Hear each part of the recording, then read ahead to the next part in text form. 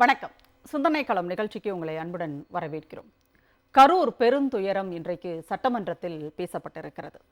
தமிழ்நாடு முதலமைச்சர் என்ற முறையில் முதலமைச்சர் அவர்கள் தொடக்கத்திலேயே கரூரில் என்ன நடந்தது, நடிகரினுடைய பிரச்சார கூட்டத்தில் என்ன நடந்தது, உயிரிழந்தவர்களினுடைய நிலை என்னவாக இருந்தது, அதற்காக அரசு மேற்கொண்ட நடவடிக்கைகள் என்ன, அவர்களை கூடிய விரைவில் அங்கிருந்து அகற்றுவதற்கும் அதே நேரத்தில் காயம்பட்டவர்களை மீட்டு மருத்துவமனைகளில் சேர்த்து அவர்களுக்கான மருத்துவ உதவிகளை தந்து எந்த அளவிற்கு அவர்களை விரைவாக நலமடைய செய்து அவர்கள் வீடு திரும்புவதற்கு ஏற்பாடுகளை செய்தது தமிழ்நாடு அரசு என்பதில் தொடங்கி பல செய்திகளை தமிழ்நாடு முதலமைச்சர் அவர்கள் இன்றைக்கு சட்டமன்றத்தில் எடுத்து வைத்தார்.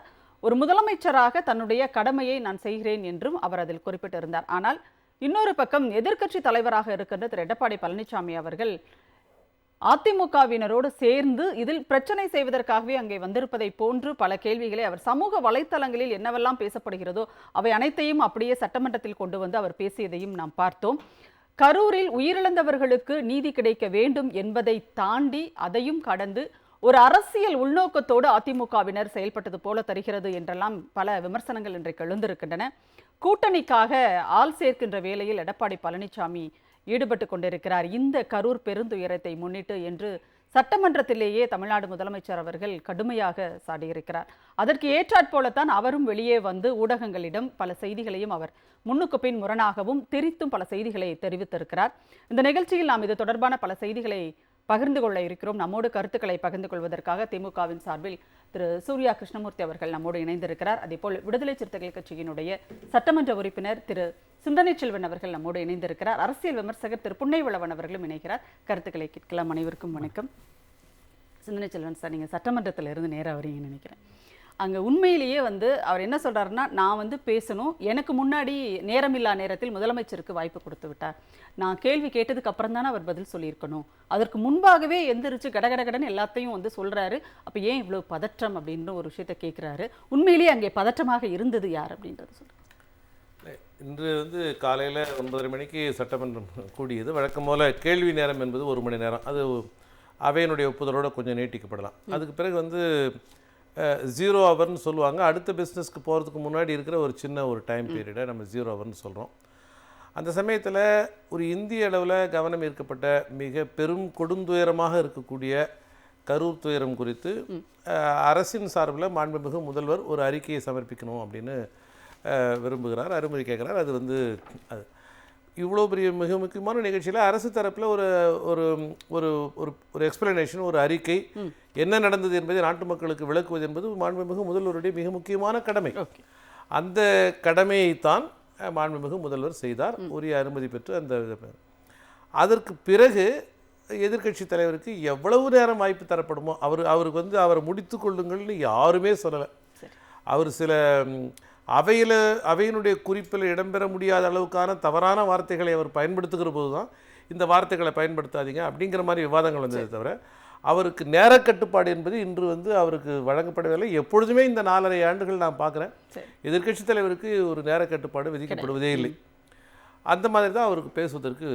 அதற்கு பிறகு அவர் பேசிய எல்லா விஷயங்களுக்கும் மாண்புமிகு முதல்வர் பதில் சொன்னார். ஸோ இந்த நடைமுறை என்பது மிக ஒரு கன்வீன்சிங்கான, மிக நியாயமான, சட்டத்திற்கும் மரபுகளுக்கும் உகந்த ஒரு நடைமுறையாக தான் இருந்தது. ஆனால் தான் கேட்க போகிற கேள்விகளுக்கெல்லாம் முன்னாடியே பதில் வந்துடுது, இந்த அறிக்கையில் வந்துடுதுன்னு போது தன்னுடைய கேள்விகளெல்லாம் ஒரு உள்ளீடற்ற கேள்விகளாக மாறுவதற்கான ஆபத்து இருக்கிறது என்கிற உணர்வில் இருந்து தான் மாண்புமிகு எதிர்க்கட்சி தலைவர் ரொம்ப பதட்டம் அடைஞ்சார். அவர் ஏன் சிஎம் பேச வேணாம்னு சொன்னார்னா, இதெல்லாம் இவர் கேட்டு அவர் சொன்ன மாதிரி இருக்கணும்னு அவர் விரும்பியிருக்கிறார். ரெண்டாவது, யாரோ ஒருத்தர் எழுதி கொடுக்குற ஸ்கிரிப்டை வாசிக்கிற மாதிரி தான் மாண்புமிகு எதிர்க்கட்சி தலைவருடைய உரை இருந்ததே தவிர அது ரொம்ப உளப்பூர்வமான, அவருக்குன்னு ஒரு மிக முக்கியமான, ரொம்ப நான் மதிக்கத்தகுந்த ஒரு ஆளுமை, அவருக்கு இருக்கிற அந்த அனுபவத்திலிருந்து அது எழுப்பப்பட்டதில்லை. ஏன்னா அவர் ரொம்ப மிக நம்ம இன்றைக்கி சமூக வலைத்தளங்களில் கட்டுப்பாடற்ற சுதந்திரம் என்கிற பேரில் மிக மோசமான கருத்துக்கள் பகிரப்படுவதை பார்க்குறோம். மருத்துவர்கள் ஏன் பிண பரிசோதனை சீக்கிரமாக செஞ்சாங்க அப்படிங்கிறத ஒரு கேள்வியாக்குறாரு. நம்முடைய சொந்த நம்ம நாட்டினுடைய நம்மோட இருக்கிற மருத்துவர்களுடைய அந்த நம்பகத்தன்மையை கேள்விக்குள்ளாக்குவது, அதில் எங்கேயாவது ஒரு இடத்துல இந்த பிணக்கூறாய்வு இப்படி தான் நடந்திருக்கணும், ஆனால் அப்படி ஏதாவது ஒன்று மரபுகளை மீறி ஒரு நடைமுறை நடந்திருந்தால் அது கேள்விக்கலாம், அல்லது சட்டத்திற்கு விரோதமாக நடந்திருந்தால் பண்ணிக்கலாம். விரைந்து செயல்படுதல், அவசரமாக செயல்படுதல் என்கிற இந்த 2 தமிழ் சொல்லுக்கும் இடையில எந்த ஒரு பொருளுமே மாண்புமிகு எதிர்க்கட்சி தலைவருக்கு தெரியல. இதை நான் அவருடைய வயதில் குறைவானவன், அவரை நான் மிகவும் மதிக்கிறேன். இருந்தாலும் ரொம்ப வலியோடு சொல்கிறேன். ஏன் இந்த வலியோடு நான் ஊடகத்தின் வாயிலாக பதிவு செய்ய விரும்புகிறேன்னா, அந்த காட்சியெல்லாம் தன்னுடைய உடைமையை, உயிரை, தன்னுடைய குடும்பத்தில் ஒருத்தரை பலி கொடுத்துட்டு இருக்கிற ஏதோ ஒரு குடும்பம் வந்து அதை பார்த்து சட்டமன்றத்தில் நம்ம இந்த துயரத்தை பகிர்ந்து கொள்வதற்கான ஒரு விவாதம் நடக்குது அப்படிங்கிற ஏக்கத்தோடு பார்ப்பாங்க. அப்போ அவர்களுடைய மனம் எப்படி இருக்குங்கிறது அங்கே பெரிய கேள்வி. ஒரு குழந்தையை இழந்து போவது என்பது எவ்வளோ பெரிய துயரமோ அதை விட பன்மடங்கு துயரம் அந்த குழந்தையை வந்து பிணவரையில் வந்து கடத்தி வச்சிருக்குதுங்கிறது. இதை நான் வந்து என்னுடைய அனுபவத்தில் பல முறை உணர்ந்துருக்கிறேன். அப்போ அந்த மாதிரி நேரத்தில் எல்லாருக்கும் தெரியுது எந்த காரணங்களால் அப்படின்னு. அப்படி ஒரு இப்போ உரிய முறையில் மருத்துவருடைய அனுமதி பெற்றது. இப்போ இது மாதிரி அவர் அவசரமாக நீங்கள் தனிநபர் ஆணையத்தை அவசரம்ங்கிற சொல்லுக்கும் விரைந்து அறிவித்தீர்கள் என்பதற்கு என்ன வேறுபாடுன்னு கண்டிப்பாக. அதே இது நீங்க இதே அருணா ஜெகதீசன் அவர்கள் தலைமையில ஒரு நபர் ஆணையத்தை வந்து ஸ்டெர்லைட்டுக்காக எடப்பாடி பழனிசாமி அவர்கள் அறிவித்தார் இல்லையா? அதாவது அந்த துப்பாக்கிச்சூடு நடந்து அடுத்த நாளே வந்து அறிவிக்கப்படுகிறது ஒரு நபர் ஆணையம். அப்ப அங்க மட்டும் அவருக்கு அது கேள்வி கிடையாது. விரைந்து செயல்படுதல், இரவோடு இரவாக மாண்புமிகு முதல்வர் இந்த தகவல்களை எல்லாம் மாண்புமிகு முதல்வர் கரூருக்கு வர்றாருன்னா ஒட்டுமொத்த தலைமை செயலகமும் கரூருக்கு வர்றதா அதுதான் பொருள். அதுதான் ஒரு பொருள்.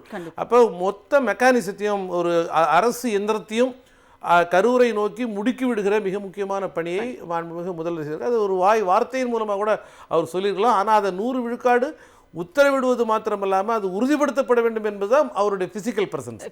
ஸோ இதெல்லாம் விரைந்து செயல்பட்டார் என்று சொல்லுகிற வார்த்தைக்கு பதிலாக அவசரமாக செயல்பட்டார் அப்படின்னு சொல்வது என்பது மிக அபத்தமாக இருந்தது.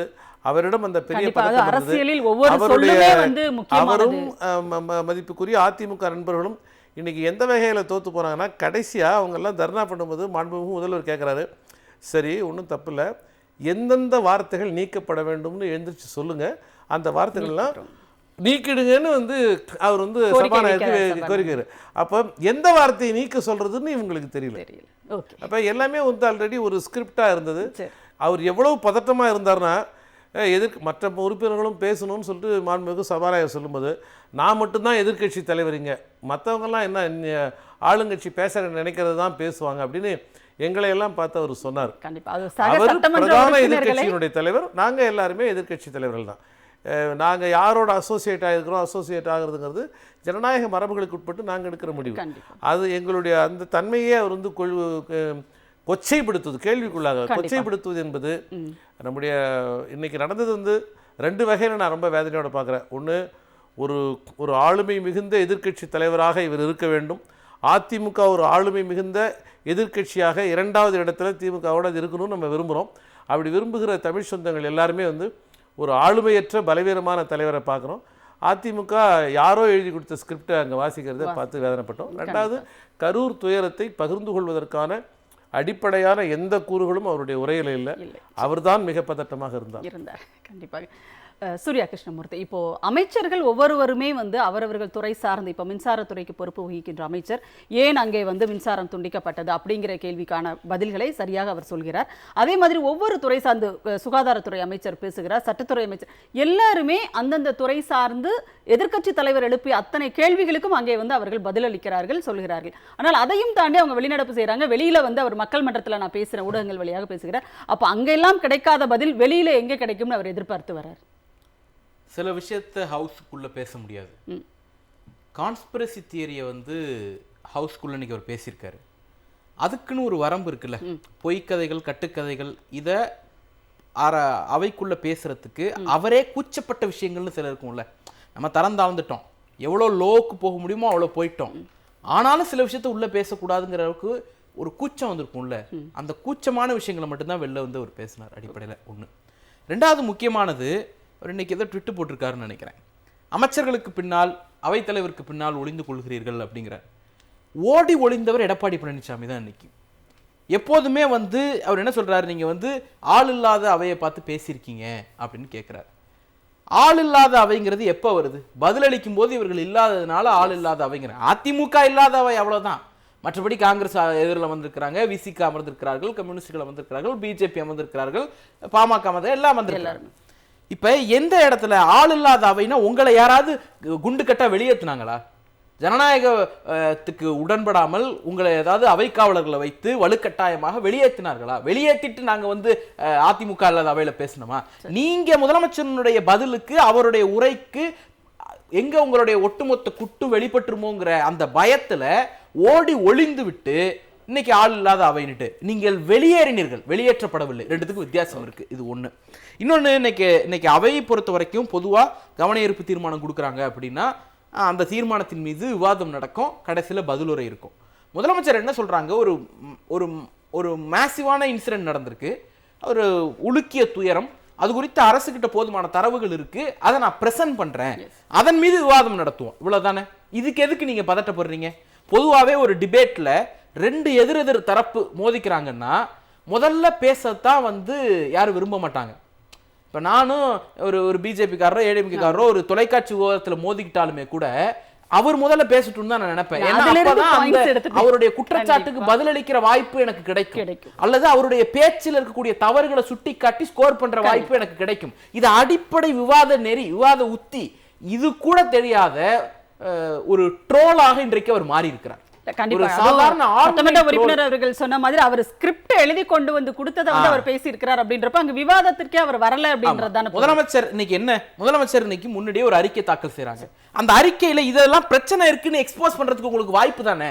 அதுல தவறு இருந்துச்சுன்னா அதை சுட்டி காட்டி முதலமைச்சருடைய அறிக்கையில் தவறை சட்டமன்றத்துக்குள்ளேயே சுட்டி காட்டின நான் சொல்றது உங்களுக்கு வரலாற்று பெருமிதம் தானே. அப்ப ஏன் பண்ண முடியல? என்ன அர்த்தம்னா, நீங்க விரும்பிய அந்த கட்டுக்கதைகளை அவர் தன்னுடைய விளக்க உரையில முன்கூட்டியே உடைச்சிட்டார். அப்ப அவருடைய ஸ்கிரிப்ட்லெஸ்ஸா எடப்பாடி பழனிசாமி மாறிட்டதுனால அவரால் ஒன்றும் பண்ண முடியல. இப்ப இந்த இடத்துல நம்ம சுட்டி காட்ட வேண்டியது ஒரு முக்கியமான விஷயம், 2 நிமிடம். ஒண்ணு, எடப்பாடி பழனிசாமி தொடர்ச்சியா அந்த கரூர் விஷயத்துல ஒரு அரசியல் பண்ணிட்டே இருக்காரு. கரூர் இன்சிடென்ட்டை சுத்தி ஒரு 4 தரப்புக்கு பொறுப்பு இருக்கு. கரூர்னு இல்லை, எந்த ஒரு பெரிய பொலிட்டிக்கல் மீட்டிங்ல இந்த மாதிரி ஒரு நெருக்கடி நடந்தாலுமே ஒரு 4 தரப்புக்கு பொறுப்பு இருக்கு. ஒன்று அந்த நிகழ்ச்சியை ஏற்பாடு பண்ணவங்க, இன்னொன்னு காவல்துறை மற்றும் அரசு, மூன்றாவது பொதுமக்களுக்கு அதுல ஒரு பொறுப்பு இருக்கதா செய்யும், 4வது ஊடகங்கள்.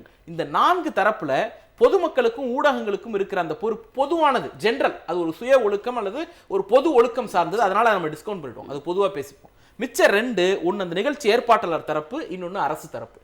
நிகழ்ச்சி ஏற்பாட்டாளர் தரப்புல 3 வகையான தவறுகள் இங்க இழைக்கப்பட்டிருக்கு. ஒன்னு, அந்த நிகழ்வு இடத்துல என்ன நடந்துச்சு, டெலிபரேட்டா அவங்க திருவள்ளூர்ல இருந்த நிகழ்ச்சியை முப்பரு விழாவுக்கு கவுண்டர் பண்றங்கிற பேர்ல கரூருக்கு மாத்துறாங்க, டேட் சேஞ்ச். 1. 2வது, 12 மணிக்குன்னு அறிவிச்சுட்டு முதல்ல அவங்க தொண்டர்களே அவங்க மிஸ்லீட் பண்ணிருக்காங்க. 3 மணிக்கு அனுமதி வாங்கி வச்சுட்டு 3 to 10 அனுமதி வாங்கி வச்சுட்டு 12 மணிக்குன்னு இவங்க அறிவிச்சு மிஸ்லீட் பண்ணி ஒரு 7 மணி நேரம் காக்க வைத்தது 2வது பிரச்சனை. 3வது பிரச்சனை, பொதுவா ஒரு பொலிட்டிக்கல் லீடர் ஒரு இடத்துல இருந்து இன்னொரு இடத்துக்கு போகும்போது ஏற்படக்கூடிய தாமதம்ங்கிறது சாதாரணமானது, முதலமைச்சருக்கு நடக்கும், எழுச்சி தமிழர் டிராவல் எல்லாம் அது நள்ளிரவு கூட நடக்கும். அப்ப அந்த மாதிரி இருக்கக்கூடிய சூழல்ல அது தவிர்க்க முடியாதது. ஆனா 8:45க்கு நிகழ்ச்சின்னு அறிவிச்சுட்டு 8:45க்கு வீட்டுல இருந்து கிளம்புன்னு சொல்றதுக்கு பேர் அயோக்கியத்தனம், திட்டமிட்ட நடந்த செயல். 3வது முக்கியமானது, நிகழ்ச்சி ஏற்பாட்டாளருடைய பொறுப்பு தான் வரக்கூடியவர்களுக்கு தண்ணீர், உணவு, அவர்களுடைய கழிப்பிட வசதி, இந்த மாதிரியான ஏற்பாடுகளை செய்ய வேண்டியது நிகழ்ச்சி ஏற்பாட்டாளர்களுடைய பொறுப்பு, அது அரசுடைய பொறுப்பு இல்ல. 3வது. 4வது, 10,000 பேருக்கு அனுமதி வாங்கிட்டு 27,000 பேர் வரைக்கும் வந்ததுங்கிறது இந்த 4ம் அந்த நிகழ்விடத்துல நடந்த மிஸ்டேக். இந்த நிகழ்வுக்கு முன்னாடி அவங்க செய்த தவறுகள்னு சில விஷயம் இருக்கு.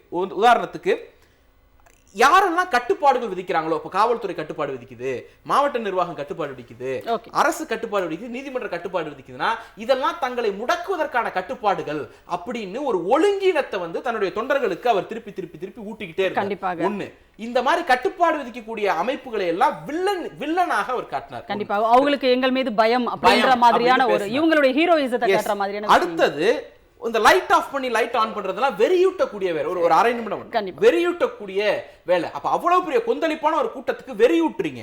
3வது, கட்டுப்படாத தன்மை, மரத்துல ஏறுறது, டிரான்ஸ்ஃபார்மர்ல ஏறுறது, இது உயர பிடிச்சி தொங்குறது, இதெல்லாம் ஹீரோயிசம்னு ஒரு ப்ரொஜெக்ஷன் கொடுத்துருக்கு.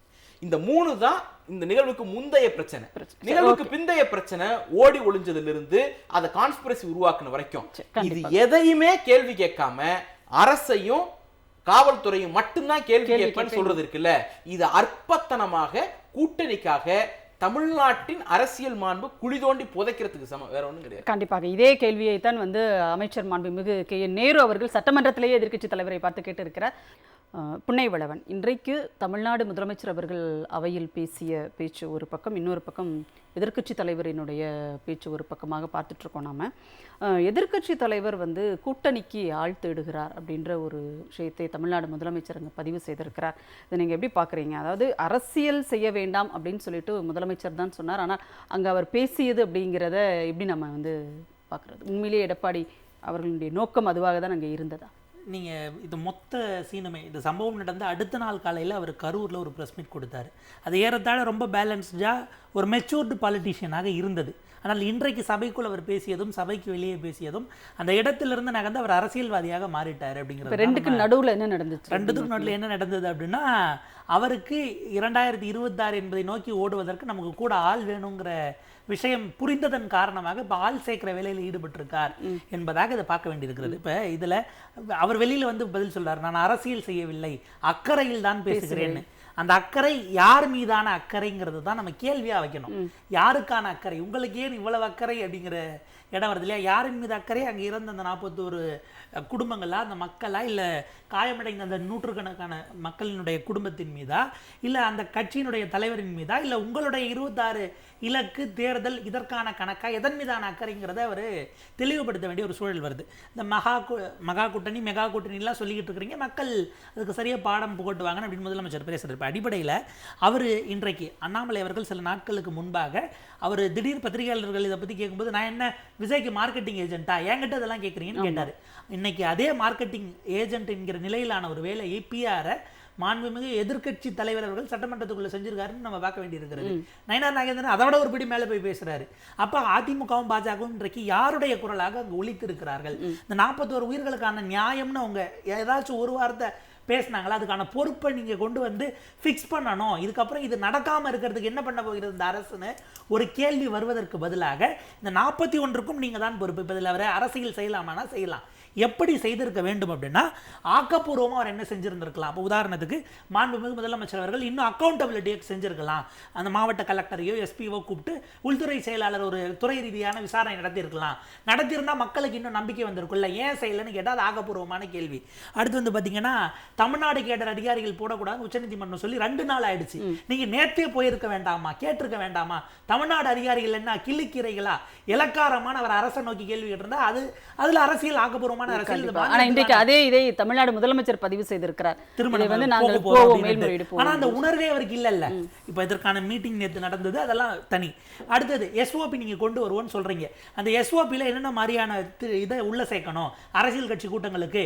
எங்களுடைய ப்ரப்போசல் இருக்கிறது, அதுல ஒரு ஷரத்தா நாங்க சொல்றது செய்யலுங்க அப்படின்னு நீங்க கேட்க முடியும். அடுத்து நீங்க சட்டம் இயற்ற போறீங்க, புதிய மசோதாவா கொண்டு வரீங்க அப்படின்னா அதிமுகவினுடைய லீகல் தரப்பிலிருந்து நாங்க சில விஷயங்களை சொல்றோம், எங்களுக்கு ஆண்டு அனுபவம் இருக்கு, நாங்க ஒரு 50 ஆண்டு கால அரசியல் கட்சி நீங்க ப்ரப்போசல் கொடுத்திருந்தா இந்த அரசியல் அது இன்னமும் கூர்மைப்படுத்துறோம், மக்களை காப்பாற்றணும், அது மக்களுக்கான அரசியலா போயிருக்கும். இப்ப இதுல பொறுப்பு இருக்கிறது யாருக்கு? முதலாவது பொறுப்பு என்பதை தாண்டி முற்றுமுழுதாக அரசின் மீதான குற்றச்சாட்டுகள் என்பதன் மூலமாக இந்த அரசு இந்த அரசிடமிருந்து அவங்க உங்க மேல பொறுப்பு சுமத்தினா நாங்கள் காப்பாற்ற வருகிறோம், நீங்கள் எங்களோடு சேர்ந்து கொள்ளுங்கள் என்பதாகத்தான் இருக்கிறது. அதை எப்படி தாவேகா வந்து ஒரு பொறுப்பு துறப்பு அப்படிங்கிற ஒரு நிலைக்கு போயிட்டாங்களோ அதே மாதிரி எதிர்க்கட்சி தலைவரும் வந்து எதிர்க்கட்சி தலைவருக்கான பொறுப்பை துறந்து விட்டார் அப்படின்னு சொல்றீங்க. அவர் அதை தாண்டி இன்றைக்கு அவர் அதிமுகவுடைய பொதுச் செயலாளராகவும் அங்கே செயல்பட்டு இருக்கிறாருன்னு தான் நம்ம பார்க்க வேண்டியிருக்கு. அரசியல் ரீதியிலான மற்ற கணக்குகள் வருதோங்கிறது இருக்கு. நீங்க இதுல அரசினுடைய பொறுப்புகளே இல்லையா, முற்றுமுழுதா இல்லை நீங்க மறுக்கிறீங்களான்னு கேட்ட கேள்வியில அப்படி கேட்டா கூட நம்மளால புரிஞ்சுக்க முடியும். அவர் என்ன நகர்றாரு, இந்த புலிக்கு பயந்தவங்க என் மேல வந்து படுத்துங்கிற மாதிரி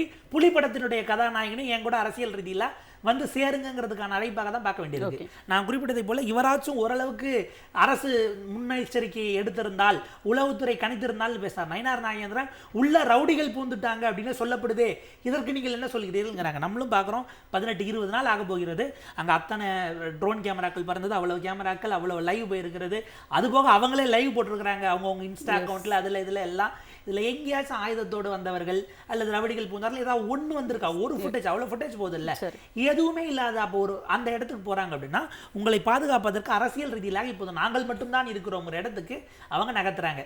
இருட்டுல போகிறதுக்கு, இருட்டுங்கிறது இப்போ 2026 நோக்கி பார்க்கும்போது அவங்களுக்கு வெளிச்சம் இல்லாமல் ஒரு இருட்டு இருக்கு. இருட்டுல போக பயமா இருக்குன்னு தனியா போறவங்க பாடிட்டு போறாங்க. முதல்ல தனியா போலாமான்னு யோசிச்சுட்டு இருந்தாங்க, வேலைக்காகல கூட்டமா போலான்னு கூட இன்னொருத்தரி கையை பிடிச்சாச்சு, 2 பேரும் பாடிட்டு போறாங்க. இன்னொரு ஆள் வந்தா சரியா இருக்கும்னு அடுத்து யார் வருவா என்பதை நோக்கி இவங்க அதில் ஆள் சேர்ப்பதற்காக இன்றைக்கு தாவேகாவுக்கான குரலை அவர் ஒலித்திருக்கிறார்னு பார்க்க வேண்டியிருக்கு. சரி, பேசுவோம் நம்ம கண்டிப்பாக.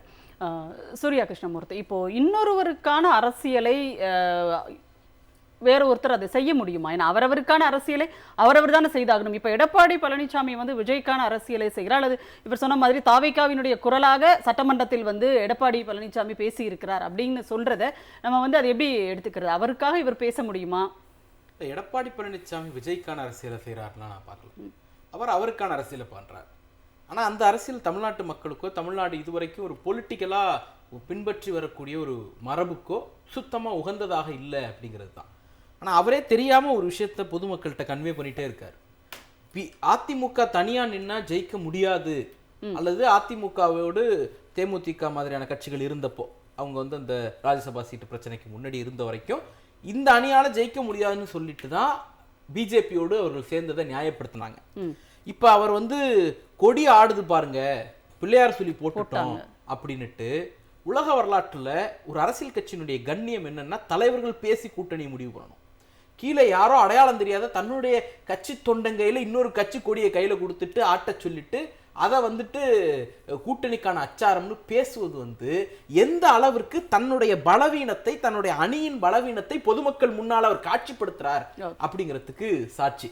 அப்ப அடிப்படையில அதிமுக இப்ப இருக்கிற அணி கூட திராவிட முன்னேற்ற கழகத்தினுடைய அணியை, இந்தியா கூட்டணியை எதிர்கொள்வதற்கு திறனற்றதாக இருக்குங்கிறத அவரே முதல்ல அக்னாலஜ் பண்றார். அதுதான் அடிப்படை செய்தி. ஆனா இன்னொரு முக்கியமான செய்தி, இந்த இவர் விரும்புறாருல அந்த கொடி ஆற்ற கூட்டணி, அது வந்தாலுமே கூட அது திராவிட முன்னேற்ற கழக கூட்டணியை எதிர்கொள்ள வலுவற்றதாக தான் இருக்கும். ஏன்னா எப்போதுமே வந்து இன்னைக்கு சீஃப் மினிஸ்டர் வந்து அவர் ஒரு நியூமெரிக்கல் 1ன்னு வச்சீங்கன்னா அவருக்கு பின்னால எத்தனை அணியை நீங்க எத்தனை கட்சிகளை எத்தனை தலைவர்களை சேர்த்தாலும் அது வேல்யூ ஆட் ஆகிட்டே போகும். ஆனா அங்க எடப்பாடி பழனிசாமி 0. நீங்க எத்தனை பின்னாடி நியூமெரிக்கல்ல வலுவானவர்களை கொண்டு வந்து சேர்த்தாலும் அது 0ல தான் வந்து நிற்கும். அப்படிங்கிறத அவர் முதல்ல புரிஞ்சுக்கணும். பேசுவோம். சிந்தனை செல்வன் சார், இப்போ பலமான கட்சி வருகிறது அப்படின்னு சொல்லிட்டு பாஜகவோட வானதி சீனிவாசன் ஒரு இடத்துல சொல்றாங்க, எங்களுடைய கூட்டணியோடு சேருவதற்கு பலமான ஒரு கட்சி வரப்போகிறது அப்படின்னு அவங்க சொல்றாங்க. இன்னொரு பக்கம் இவர் சூர்யா சொன்ன மாதிரி கொடியை ஆட்டிட்டாங்க, பிள்ளையார் சொல்லி போட்டுட்டாங்க அப்படின்னு சொல்லிட்டு எடப்பாடி வந்து குதூகலிக்கிறார் அதில் அப்படின்னு பார்க்குறோம். அப்போ இந்த 41 உயிர்கள் குறித்த ஒரு சிறு கவலை கூட இல்லாமல் பாஜக அதிமுக வந்து தாவேகாவுடனான கூட்டணிக்குத்தான் அவங்க வந்து கணக்கு போடுறாங்க அப்படிங்கிறதும், தாவேகாவும் அதற்கு தயாராக இருக்கிறது அப்படிங்கிறதும் இன்றைக்கு நடக்கிற விஷயங்கள்ல வந்து தெரியுது இல்லையா? இந்த தாவேகாவினுடைய உருவாக்கம் என்பதே வந்து தமிழ் சமூகத்தில் ஒரு பெரிய ஐயத்துக்குரிய ஒரு விஷயம். ஏன்னா அரசியல் பண்பு அப்படிங்கிறது வந்து அடிப்படையில் அநீதிகளுக்கு எதிரான ஒரு குரல் தான். அதிலிருந்து தான் வந்து நம்ம வந்து அப்போ அதிகார மையத்துக்கு எதிராக கேள்விகளை எழுப்புவது, அநீதிகளுக்கு எதிராக கேள்வி எழுப்புவது, இது வந்து நண்பர் விஜயனுடைய கடந்த கால வாழ்க்கையில் எந்த இடத்துலையும் எந்த துளியிலையும் வெளிப்படலை.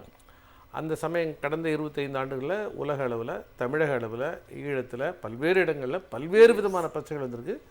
தன்னுடைய திரைக்களத்தில் கூட அவர் இது தொடர்பான எந்த பிரதிபலிப்பையும் அவர் வெளிப்படுத்தலை. திடுமென ஒரு நாளில் திடீர்னு ஒரு வந்து ஒரு இந்த மாதிரி ஒரு அநீதிகளுக்கு எதிரான ஒரு நபராக மாற முடியாது. அதனால் அவருடைய உருவாக்கம் என்பதே அதுவே ஒரு கான்ஸ்பிரசி தான். அதுக்குள்ளார வந்து ஒரு பாஜகவினுடைய செயல் திட்டம் இருக்கிறது அப்படிங்கிற ஒரு கருத்தை நம்ம புறந்தள்ள முடியாது. நம்பர் 1. 2வது, நடந்த நிகழ்வு, நீங்கள் கேட்ட கேள்விக்கு முன்னாடி ஒரு சில விஷயத்தை சொல்ல விரும்புகிறேன். நடந்த நிகழ்வு குறித்து மாண்புமிகு தமிழக முதல்வர் ரொம்ப கண்ணியமாக, அதாவது இதை விட ஒரு கண்ணியமான அணுகுமுறை என்னுடைய ஒரு இவ்வளோ நீண்ட கால பொது வாழ்க்கையில் பார்த்ததில்லைன்னு சொல்கிற மாதிரி ஒரு வாய்ப்பு கிடைக்குது. அவரை அக்யூஸ் பண்ண முடியும், என்னப்பா இந்த மாதிரி நீ ஒரு மாரல் ரெஸ்பான்சிபிலிட்டின்னு சொல்லக்கூடிய ஒரு அடிப்படையான தார்மீக ஒரு பொறுப்பு கூட எடுத்துக்கல. இப்போ ஒரு தம்பிகிட்ட சொல்லி, தம்பி கொஞ்சம் அவசரமாக போய் ஒரு பால் பாக்கெட் வாங்கினான்னு சொல்கிறோம். அந்த தம்பி ஆக்சிடென்ட் ஆகிட்டா கூட நம்ம அவர் ஆக்சிடென்ட் பண்ணணும்னு அனுப்பலை, ஆனால் நாம் பால் பாக்கெட் வாங்கிட்டு சொல்லி ஆகிட்டே அப்படின்னு நம்ம வருத்தப்படுறோம். இதுதான் தார்மீக இந்த குறைந்தபட்ச தார்மீக பொறுப்பை கூட விஜய் வந்து வெளிப்படுத்தலை. அப்போ அது நல்ல ஒரு வாய்ப்பு மாண்புமிகு முதல்வருக்கு. ஆனாலும் முதல்வர் நீதிமன்றம் வேறு கேள்விகள் கேட்டது அந்த நேரத்தில். ஆனால் முதல்வர் என்ன சொல்றாரு, எந்த ஒரு தலைவருமே தன்னுடைய தொண்டர்கள் இறக்கணும்னு விரும்ப மாட்டாங்க, இது அரசியலாக்காதீங்க, ஒரு பெருந்துயரம் அப்படின்னு சொல்வது இருக்குல்ல, இந்த சொல் வந்து எல்லாவற்றுக்குமான பதிலாக இன்னைக்கு வந்து ஒரு பெரும் விஷயமா, அது ஒரு பெரும் கருணையின் அடையாளமாக அது வந்து நிற்குது. ஆனாலும் என்னை பொறுத்தவரையில் அது மிக முதல்வர் சொன்ன விஷயத்தை நான் மனப்பூர்வமாக ஏற்றுக்கொள்கிறேன். ஆனால் விஜயனுடைய அரசியல் என்பது தன்னியல்பாக அன்றைக்கி நடந்த கரூர் சம்பவங்கிறது ஒரு தன்னியல்பாக நடந்த விஷயம் அல்ல.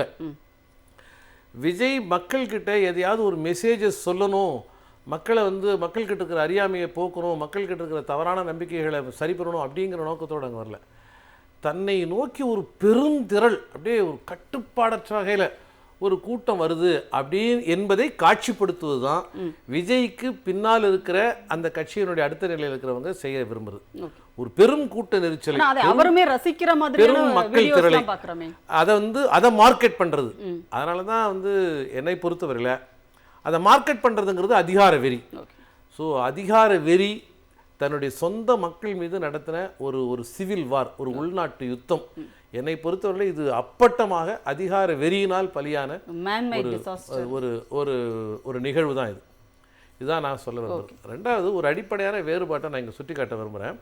இப்போ விசிக, அதிமுக, பல அரசியல் கட்சிகள்னால் அந்த கட்சி தோழர்களுக்கு இடையில் ஒரு பெரிய உறவு இருக்கும், பெரிய நட்பு இருக்கும். இப்போ என் வீட்டில் ஒரு கல்யாணம்னா என் வீட்டில் கல்யாணத்தில் 90 விழுக்காடு இந்த பொது வாழ்க்கையில் இருக்கக்கூடிய தோழர்கள், கட்சி தோழர்கள் வருவாங்க. எல்லா வாழ்க்கையினுடைய எல்லா இன்ப துன்பங்களையும் அவங்க பங்கெடுத்திருப்பாங்க. ஆனால் ஒரு ஒரு ஒரு ஒரு தங்கை கீழே விழுந்து நசுங்கிறா, அதை இன்னொருத்தவன் பார்த்துட்டு அந்த தங்கை மேலே காலை வச்சுட்டு அவன் போக முடியுது. ஏன்னா அந்த தங்கைக்கு இவனுக்கு எந்த தொடர்பும் இல்லை, எந்த கனெக்டிவிட்டியும் இல்லை. இது நீங்கள் வேறு எந்த அரசியல் கட்சியிலையும் பார்க்க முடியாது. ஒரு தம்பி விழுந்துட்டானா, ஐயோ நம்ம தம்பிடாடே, அவன் யார் என்ன ஏது தெரியும். ஏன்னா அது வெறும் வந்து தம்பி இல்லை, அதுதான் கட்சி, அதுதான் இன்னும் சொல்ல போனால் அதுதான் தலைமையினுடைய இன்னொரு அடையாளம். ஸோ இங்கே வந்திருக்கிறது உதிரி 100 விழுக்காடு. ஒரு நபர் இன்னொரு நபரோடு எந்த விதத்திலையும் தொடர்பு கொள்ள அல்லது வந்து எந்த உறவும் இல்லாமல் எல்லாருமே ஒரு புள்ளியை நோக்கி அட்ராக்ட் ஆகிருக்கிற ஒரு உதிரி கும்பல். இது நம்ம புரிந்து கொள்ள வேண்டிய 2 விஷயம். இந்த அடிப்படையில் பார்க்கும்போது தார்மீக ரீதியாக விஜய் இதுக்கு பொறுப்பெடுத்துட்டு இருக்கணுங்கிறத முதல் நாளே மிக எதிர்க்கட்சி தலைவர் சொன்னார். ஆனால் திடீர்னு அவர் தான் குழம்பி போய் தன்னுடைய ஸ்டாண்டிலிருந்து முற்றிலும் மாறுறாரு. இதில் என்ன ரொம்ப அடிப்படையான விஷயம்னா, இன்றைக்கி ஒட்டுமொத்தமான தமிழகத்தின் மீது ஒரு பெரிய கேள்வி எழுப்பப்பட்டிருக்கு. நம்முடைய அரசமைப்பு சாசனம் பிரிவு 15 டிஸ்கிரிமினேஷன் வந்து எந்த வகையிலையும், பாலினமாக இருந்தாலும் சரி, சாதியாக இருந்தாலும் சரி, மொழியாக இருந்தாலும் சரி, இனமாக இருந்தாலும் சரி, பிளேஸ் ஆஃப் பர்த் அப்படின்னு சொல்லக்கூடிய ஒரு நம்ம பிறந்த இடமா, இவற்றின் அடிப்படையில் எந்த பாகுபாடும் பார்க்கக்கூடாதுன்னு நம்முடைய அரசியலமைப்பு சாசனம் சொல்லிது. ஆனால் இன்றைக்கி ஜட்ஜ்மெண்ட்டில் நேட்டிவ் ஆஃப் தமிழ்நாடு இருக்கக்கூடாது, shall not be maybe Tamil Nadu cadre but shall not be the native of Tamil Nadu அப்படின்னு சொல்வது என்பது இந்த சுதந்திரம் அடைந்த இத்தனை ஆண்டு காலத்தில் இதுவரை சொல்லப்படாத மிக ஒரு அதிர்ச்சி ஊட்டக்கூடிய, ஒவ்வொரு தமிழனையும் வந்து நம்ம வந்து நிலைகுலைய செய்யக்கூடிய ஒரு பெரும் துயர், பெரும் வேதனைக்குரிய விஷயம். இது வரைக்கும் அஷ்ராக்காருக்கு நாம வந்து ஒரு நியாயத்துக்கான அடையாளமா பார்த்துருக்கோமே தவிர, அவர் வந்து என்ன ஒரு காரணம் இப்பதான் நமக்கு அஷ்ராக்கார் வந்து நம்ம நேட்டிவ் கிடையாது. இப்போ ககன்தீப் சிங் பேடினா அவரை ஒரு நியாயத்துக்கான ஸ்ட்ரெயிட் ஃபார்வர்டுக்கான அடையாளமாக தான் நம்ம பார்த்துருக்கோமே தவிர, இனிமே தான் வந்து நேட்டிவ் ஆஃப் தமிழ்நாடா இல்லையா நம்ம அப்போ இவ்வளவு ஒரு தமிழ் சமூகத்தினுடைய நம்முடைய அதிகாரிகள் மீது இப்படி ஒரு பெரிய நெஞ்சாங்குலை தாக்குதல் நிகழ்த்தப்பட்டிருக்கு. ரெண்டாவது, ஒரு தமிழக அரசு தனக்கு சில பரிந்துரைகள் வேண்டும் என்பதற்காக ஒரு தனிநபர் ஆணையம் அமைக்கப்படுது. நீங்கள் புலன் விசாரணையில் போய் குறுக்கிட்டு இருக்கிறீங்க, அதுவே தப்பு. பட் ஆனால் அது உங்களுக்கு அதிகாரம் இருக்குது, அது தவறு. ஆனால் அதிகாரம் இருக்குது, அந்த அதிகாரத்தை நீங்கள் பயன்படுத்து. ஆனால் அரசு வந்து தனக்கு சில பரிந்துரைகள் வேணும், எதிர்காலத்தில் இது மாதிரி நிகழக்கூடாது என்பதற்கான பரிந்துரைகள் வேண்டும் என்கிற அடிப்படையில் ஒரு தனிநபர் ஆணையத்தை அமைக்கிறோம். அந்த ஆணையத்தை வந்து ரத்து செய்வது என்பது மாநில உரிமைகள் மீது தொடுக்கப்பட்ட மிக மோசமான ஒரு பேரடியாக தான் நம்ம பார்க்க வேண்டியது. இப்போ இவைகளின் மீது ஒரு கிஞ்சித்தும் கவனம் செலுத்தாமல், இவைகள் மீது கவலையை வெளிப்படுத்தாமல், இவை குறித்து எந்த கருத்துமே சொல்லாமல், வெறுமனே வந்து அவர் கண்டுபிடிச்ச மிகப்பெரிய இந்த துப்பறியும் விசாரணையில் இந்த 15 நாளில் அவர் கண்டுபிடிச்ச பெரிய விஷயம், மரியாதைக்குரிய டேவிட்சன் சொன்னது 500 பேர், நீங்கள் சொன்னது ஏதோ 600 லட்சம். இந்த நம்பர் வேறுபட்டிருக்கு. இப்படின்னு சொல்வதை விட ஒரு பெரிய நகைச்சுவை முரண் என்ன இருக்க முடியும்? அது வந்து ஒரு ஏஆர் போலீஸை இணைச்சி டோட்டல் பண்ணோம்னாக்கா 600 பேரா இருக்கலாம். உள்ள வந்தவங்க எவ்வளவு பேர் ரிசர்வ்ல வச்சிருந்தோம் அப்படின்னு இது ஒரு சாதாரண. அது கூட்டத்துக்குள்ள வந்து போலீஸ்காரங்களை பார்க்க முடியலன்னு ஒரு எதிர்க்கட்சி தலைவர் சொல்றாரு, டிவில நான் பார்க்கும்போது தெரியல. அப்படி கூட்டத்துக்குள்ள வந்து பாதுகாப்புக்கு வர்றவர்கள் கூட்டத்திற்குள்ள ஊடுருவி இருப்பாங்களா? இல்லை இது அதான் அவர் சொன்ன விஷயங்கள் எல்லாமே இன்னைக்கு நம்ம ரொம்ப, நான் ஏற்கனவே உரையின் தொடக்கத்தில் சொன்னேன், ஒரு கட்டுப்பாடற்ற ஜனநாயகம்ங்கிற பேரில் ரொம்ப நாம் வந்து புறந்தள்ள வேண்டிய பல விஷயங்கள் சமூக ஊடகங்கள் வருது. இவைகளை விட ஒரு தகுதி குறைவான உரையாகத்தான், கருத்தாக தான் மரியாதைக்குரிய எடப்பாடியாருடைய கருத்து இருந்துச்சு. அதில் என்னென்னா வந்து நீங்கள் கேட்ட கேள்வி வந்து என்னென்னா, இவங்க வந்து நம்ம கூட வராங்க, இவங்க கூட வராங்க அப்படிங்கிறது எல்லாமே வந்து இன்றைக்கி திமுக நடத்தி வருகிற இந்த தொடர் நகர்வுகள் எல்லாமே வந்து தமிழகத்தினுடைய நலனுக்கானது. மிகப்பெரிய நெருக்கடியில், கொரோனா நெருக்கடியில் மிகப்பெரிய கன்னிவெடியை வந்து ஒன்றிய அரசு வச்சுக்கிட்டு இருக்கிற இந்த புறச்சூழல், இவைகளுக்கு மத்தியில் ஒரு சக்ஸஸ்ஃபுல்லான அட்மினிஸ்ட்ரேஷனை, ஒரு மிகச்சிறப்பான ஒரு ஆட்சியை மாண்புமிகு முதல்வரால் தர முடிஞ்சிருக்கு. ஒரு துப்பாக்கிச்சூட்டில் இறந்த ஒருத்தருடைய குடும்பத்தில் இருக்கக்கூடிய அந்த தாய்கிட்ட ஃபோன் பண்ணி முதல்வரால் பேச முடியுதுன்னா, அங்கே யாரும் எந்த நாடகம் போட முடியாது. அந்த தாய் எதிர்மனையிலிருந்து என்ன பேசியிருக்கலாம். ஆனால் நீ என்ன பேசினாலும் பேசு, எனக்கும் வலிக்குது, எனக்கும் அழுகையாக இருக்குது, நான் அந்த அழுகையை உன்னோட பகிர்ந்துக்கிறேன். ஸோ அது அந்த அன்பு வெல்லுது. அதனால தான் அந்த அம்மா வந்து ரெஸ்பாண்ட் பண்ணுறாங்க. அதனால தான் இன்றைக்கி ஒட்டுமொத்த தமிழ் சமூகம் முதல்வர் மேலே எந்த குற்றத்தையும் சுமத்த முடியாத ஒரு விஷயமா இருக்கு. ஆனாலும் ஒரு எதிர்க்கட்சி தலைவர் இது மக்கள் இப்படி கருதுறாங்க, இப்படி மக்களை தான் அவர் வந்து என்னன்னா, பெரியார் சொன்னது மட்டும் தான் எனக்கு நினைவுக்கு வருது. ரொம்ப அடிப்படையான அவர் ஒரு கடுமையான வார்த்தையில் சொல்கிறாரு, நான் கொஞ்சம் கவனமாக சொல்கிறேன். அவர் மானம் இல்லாதவர்களோடு எப்படி போராட முடியும்னு ஒரு வார்த்தையை கேட்டிருப்பாரு. ரொம்ப அடிப்படை அறநெறிகளே இல்லாதவர்களோடு எப்படி போராட முடியும் அப்படிங்கிறது தான் இன்றைக்கி நம்ம முன்னாடி அல்லது மாண்புமிகு முதல்வர் முன்னாடி இருக்கிற சேலஞ்ச்.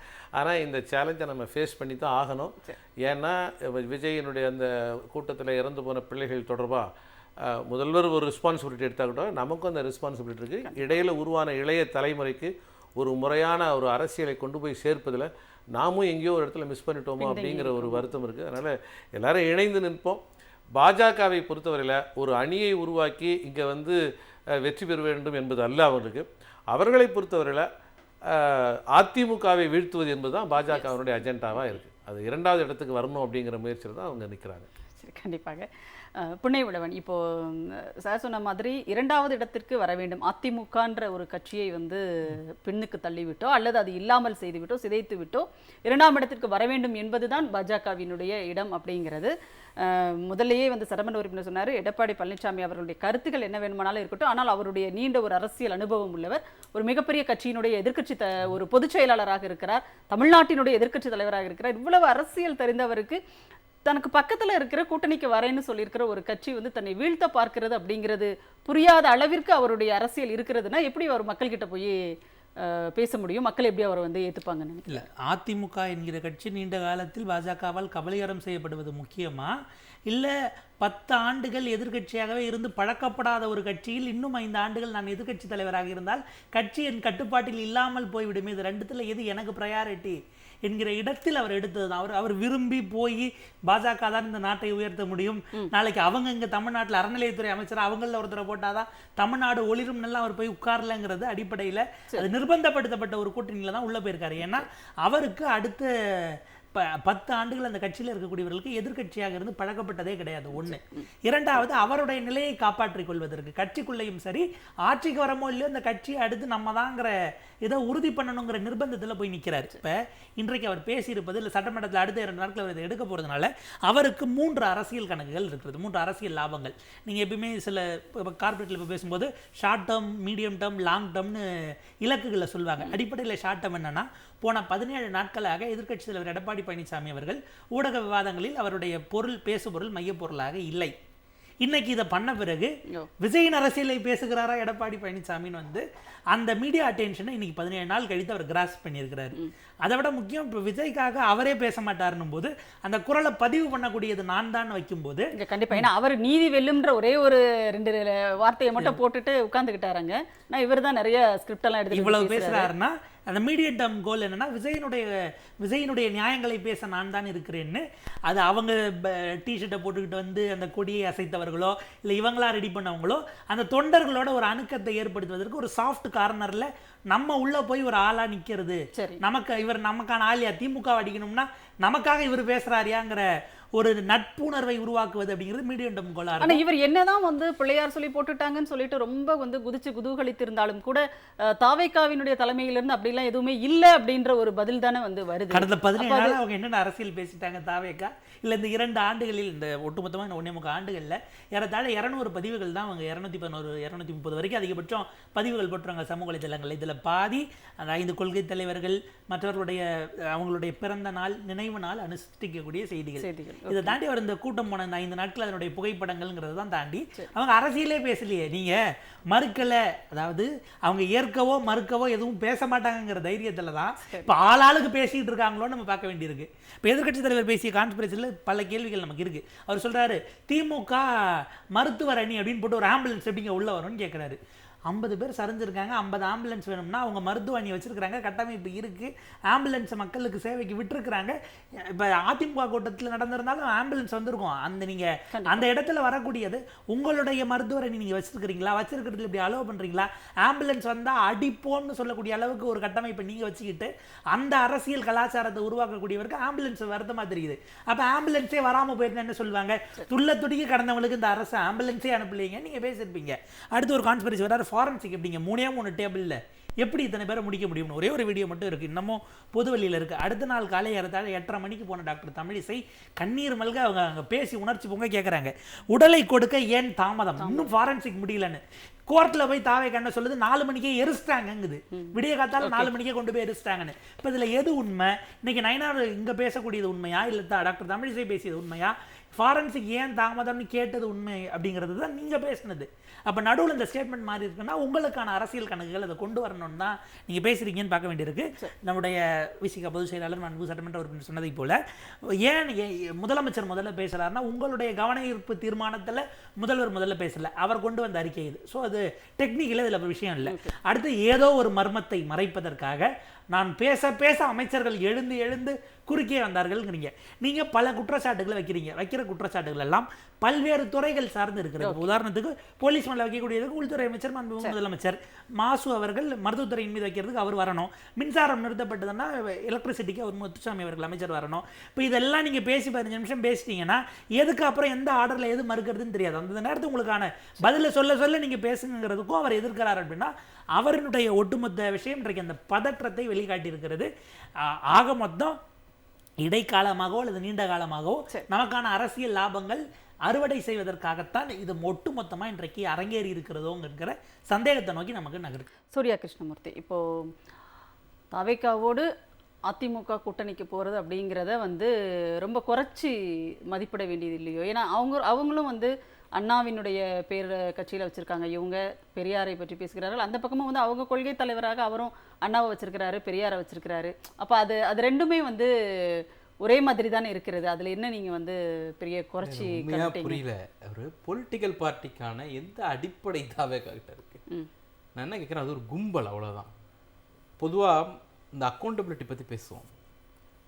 இன்னைக்கு வந்து இது வரைக்கும் எடப்பாடி பழனிசாமிகிட்டே கேட்போம், அரசை நோக்கி இவ்வளோ கேள்வி கேட்குறாருல, ஏன் வந்து நீங்கள் உளவுத்துறை கண்காணித்து தடுக்கலை அப்படின்னு கேட்குறாரு. சில இடங்களில் என்ன பண்ணுறாங்கன்னா, நேரம் கொடுத்த நேரத்துக்கு மீறி வந்துட்டாரு, ஏன் நீங்கள் கூட்டத்தை நிறுத்தலை அப்படின்னு கேட்குறாங்க. கூட்டம் வந்து 10,000ன்னு சொல்லிட்டு அது 30,000 போயிடுச்சு, ஏன் நீங்கள் அப்போ நிறுத்தலை அப்படின்னு கேட்குறாங்க. ஒரு கட்டத்துக்கு மேலே தாவேகா ஆதரவாளர்களாக வரக்கூடியவர்களே என்ன கேட்குறாங்கன்னா, ஏன் நீ தடியடி நடத்தி கலைக்கலை, ஏன் ஊருக்கு ஊர் பேரிகார்ட் போட்டு அங்கங்கே நிறுத்தலை அப்படின்லாம் கேட்குறாங்க. இது எல்லாமே ஏன் நீ எதிர்வினை ஆற்றல்னு போலீஸை பார்த்து கேட்குறீங்க, வினையை கேள்வி கேட்குறதே இல்லை. ஏன் 10,000 பேர்னு சொல்லிட்டு 30,000 பேரை கூட்டினேன், ஏன் வந்து 12 மணிக்கு அறிவிச்சிட்டு 7 மணிக்கு வந்த, ஏன் வந்து குறைந்தபட்சம் உங்கள் கூட்டத்தை ஒழுங்குபடுத்தக்கூடிய பொறுப்பை கூட நீங்கள் எடுத்துக்கலன்னு அந்த வினை ஆற்றிய கட்சி குறித்து நிகழ்வு குறித்து கேள்வியே இல்லாத இடத்துல எப்படி கூட்டம் அறிவிச்ச எல்லாத்தையும் விட்டுட்டு நேரடியாக தடுக்கலை. யாரை தடுக்கலை? தாவேக்காவை ஏன் தடுக்கலைன்னு கேட்குறாங்க. தாவேக்கா ஏன் இதை செய்யாமல் விட்டுச்சு, ஏன் இதை செஞ்சுச்சுன்னு ஏன் நீங்கள் கேட்கவே இல்லை? அது ஒன்று. இவ்வளவு இப்போ இன்னைக்கு வாங்க 20 லட்சம் ரூபான்னு அறிவிச்சிருக்காங்க ஒரு நிவாரணம்னு நினைக்கிறேன். இந்த நிமிடம் வரைக்கும் ஏறக்குறைய 17 நாள் 18 நாள் ஆகுது. அந்த மாவட்ட செயலாளர் வெளில வந்தாருன்னு இனிப்பு ஊட்டி கரூருக்குள்ளேயே கொண்டாடி கொண்டிருக்கிறார்கள். இந்த சூழல்ல கூட அந்த 20 லட்சம் ரூபாய் அந்த பாதிக்கப்பட்டவங்களுக்கு கொடுத்தாங்களா? கடும் நிதி நெருக்கடியில் இருக்கக்கூடிய கட்சிகள் கூட போய் தங்கள் அறிவிச்ச நிவாரணத்தை கொண்டு போய் கொடுக்கக்கூடிய சூழல் இருக்கு. அப்படி இருக்கும்போது நீங்க டிக்ளேர் பண்ணதை இதை கூட கேள்வி கேட்கல. ஏன்னா அந்த அளவிற்கு அவர் தாவேக்காவை நம்பி இருக்கிறார் அப்படிங்கிறது தான் இதனுடைய அடிப்படை. எடப்பாடி பழனிசாமிக்கு நம்ம கேட்க வேண்டியது ஒரே ஒரு விஷயம் இருக்கு. சில விஷயங்கள் அரசியல் செய்யக்கூடாது, அது பொதுவான மரபு. ஆம்புலன்ஸ்ல ஈபில நீங்க வந்து குடிநீர் ஏன் குடிநீர் கொடுத்தாங்கன்னு கேட்கிறாரு, தவிச்ச வாய்க்கு ஏன் தண்ணி கொடுத்தாங்கன்னு கேட்கிறாரு, ஏன் போஸ்ட்மார்டம் பண்ணீங்கன்னு கேட்கிறாரு. இது எல்லாமே இவர் ஆரம்பிச்சு வச்சது. இது எல்லாம் நாளைக்கு நீங்க எப்படி ஆம்புலன்ஸ்ல பாலிடிக்ஸ் பண்ண ஆரம்பிச்சீங்க, இன்னைக்கு அது எங்க வந்து நிக்குதுன்னு தெரியுது. இபில பண்றீங்க, நாளைக்கு அது எங்க போய் நிக்க போகுது. போஸ்ட்மார்டத்துல பண்றீங்க, அது நாளைக்கு எங்க போய் நிக்க போகுது அப்படிங்கறத பார்க்க ஒரு தவறான முன்னுதாரணங்களை எதிர்க்கட்சி தலைவரே உருவாக்கி இருக்கிறார். உங்களுடைய அரசியல் லாப நட்ட கணக்காக தமிழ்நாட்டை சீரழிக்காதீங்க சார். ஒரு நிமிஷத்துல உங்களுடைய நிறைவான கருத்தை நீங்கள் பதிவு செய்யுங்க. நம்ம இல்லை, தமிழ் சமூகம் ஒரு எல்லாருமே சேர்ந்து தார்மீக பொறுப்பெடுத்துக் கொள்ள வேண்டிய ஒரு நேரத்தில் நம்ம இருக்கிறோம். ஒரு இளைய தலைமுறையை ஒரு நல்வழிப்படுத்துகிற பொறுப்பு நமக்கு எல்லாருக்கும் இருக்குது. அதுக்கு ஒரு அடையாளமாக ஒரு முதல் சாட்சியாக நம்முடைய மாண்புமிகு முதல்வர் நகர்ந்து போயிருக்காரு. இவ்வளவு ஒரு பெருந்துயர், இவ்வளவு மோசமான அறமற்ற கேள்விகளும் அறமற்ற அவதூறுகளும் அவர் மீது சுமத்தப்படுகிற இந்த நிலையில் கூட கொஞ்சம் கூட தன்னுடைய நிலையிலிருந்து மாறாமல் உணர்ச்சியப்பட்டு அதுக்கு ஒரு அதே தன்மையில் ஒரு எதிர்வினை ஆற்றாமல் மிக கவனமாக மாண்புமிகு முதல்வர் நகர்ந்து போவது என்பது நமக்கு ஒரு மிகப்பெரிய நம்பிக்கையை தந்திருக்கு. இணைந்து நிற்போம். விஜய் அப்படிங்கிறதும் பாஜக அப்படிங்கிறதும் அதிமுக அப்படிங்கிறதும் மூன்றும் வெவ்வேறு அல்ல, எல்லாம் ஒன்றோடு ஒன்று உருவான விஷயங்கள் தான். காலம் வந்து இந்த பொய் குமிழிகளை வந்து அடித்து விரட்டும்னு நாம் நம்புவோம். கண்டிப்பா நன்றி. 3 பேரும் உங்களுடைய கருத்துக்களை எங்களோட பகிர்ந்து கொண்டமைக்கு மிக்க நன்றி. சிந்தனை களம் நிகழ்ச்சி தொடர் நிறைவடைகிறது. மீண்டும் ஒரு நிகழ்ச்சியில் சந்திப்போம். அதுவரை நன்றி, வணக்கம்.